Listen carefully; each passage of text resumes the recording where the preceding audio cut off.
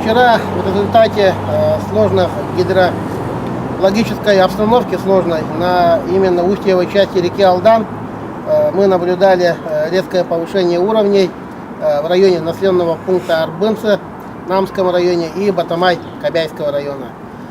По населенному пункту Арбын превышение критического уровня составляло 95 сантиметров, в результате чего мы наблюдали подтопление 30 дворовых территорий, в том числе 14 жилых домов. Вода находилась выше, на уровне выше пола. И в результате проведенных превентивных мероприятий, в том числе и взрывных работ, данные работы принесли положительные результаты.